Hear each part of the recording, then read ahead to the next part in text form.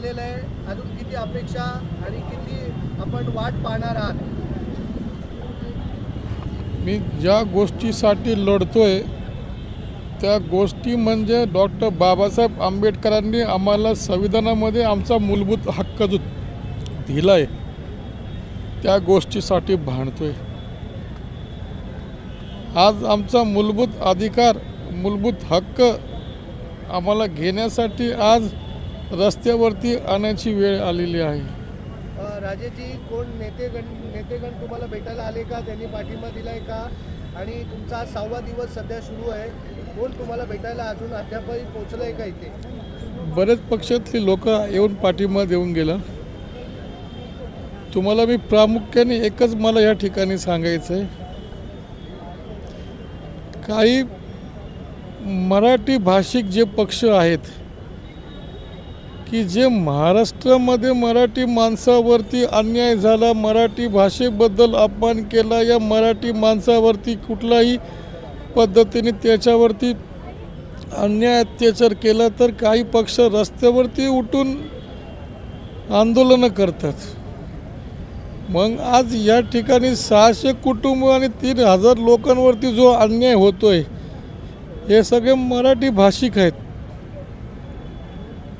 अनुसूचित जाती जमातीतले भरपूर लोक आहेत, ओबीसी आहे, मराठा आहेत, मुस्लिम समाजातली लोक आहे। आणि सगळ्यात पहिलं सांगतो की आम्ही या स्वतंत्र भारताचे स्वतंत्र नागरिक आहे आणि आमचा मूलभूत अधिकार कोणी हिरावू शकत नाही। त्यामुळे जे कुठले पक्ष असतील जे स्वतःला मराठीचं झेंडा घेऊन जे रस्त्यावरती या अधिवेशनामध्ये बोलत आहेत, मग आत्तापर्यंत त्यांनी ह्या विषयाकडे का पाठ केली, का अधिवेशनामध्ये विषय गेला नाही? स्थानिक आमदार तर त्यांच्या मुलाचं लग्न आहे म्हणून ते तर बिझी आहे, त्यांनी तर सांगितलं माझ्या मुलाचं लग्न आहे। वर्षाताई गायकवाड यांनी पहिल्याच दिवशी आमचा विषय हा सॉल्व केला होता, सीओ साहेबांसंग मीटिंग लावली होती। सीओ साहेबांनी यांना काम करायला पण सांगितलं होतं, पण तरी पण या अधिकाऱ्यांनी काम नाही केले। मग ह्या अधिकाऱ्यांवरती कुणाचा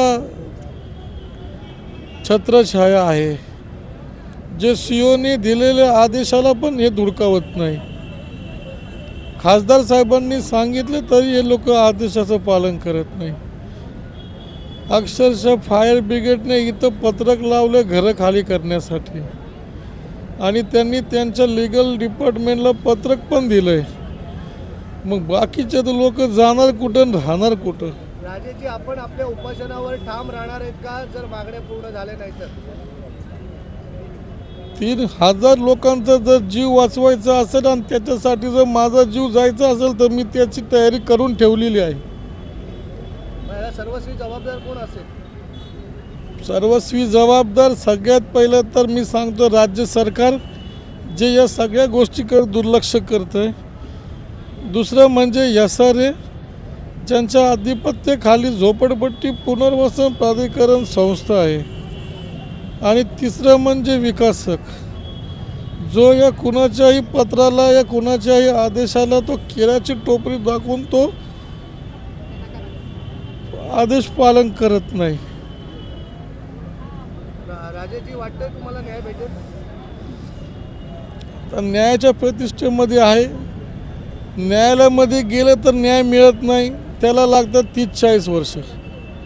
आणि आता न्यायालयातील न्यायाधीशांवरती पण जर विश्वास करायचा म्हटलं तर दिल्लीमध्ये न्यायाधीशाच्या घरीच जर करोड रुपये भेटले तर मग विश्वास कुणावर ठेवायचा?